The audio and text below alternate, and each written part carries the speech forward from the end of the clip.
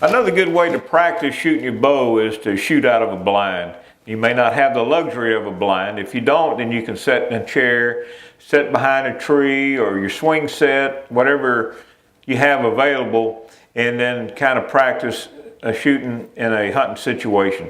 But you always want to practice in the environment that you're going to hunt in. So if you have the opportunity, hunt out of a ground blind, set your ground blind up, and shoot out of that, because wind will affect it. And then that way you can see, about what kind of movement you can get out of the blind, and if your bow or anything is going to have any obstructions. Another way to practice is to have paper targets. These are paper, they're fairly inexpensive. Of course, now you'll shoot these up a whole lot more than you will a solid target, but turkey season is going on, and so you want to practice shooting a turkey.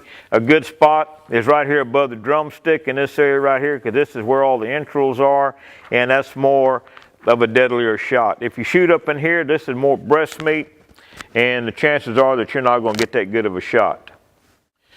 A frontal shot is a good shot. Aim right there for the beard, and that's a pretty detrimental shot on this turkey here. So practice what you're going to shoot and then aim for the kill zones. Bear season is also coming up. We have these targets set out. This is for our league night on Tuesday nights. The bear target simulates what you're going to be hunting. It gives you the vital areas right here in the little white line, but then you always want to shoot for the vital area. Practice those shots so when you get into a situation, you know where you're going to hit and you're confident where you're going to hit. Won't be long, mule deer season is going to be coming up. You want to practice that shot. This paper target gives you a good little vital area right here to hit, gives you the heart and lung detail, and you want to shoot this almost in the same area that you shoot a white-tailed deer. And you got whitetail season coming up, and then the big boy of them all is the elk, one of my favorites. You always want to practice in the areas that you're going to shoot the elk when you get up on them. So it's all about practice.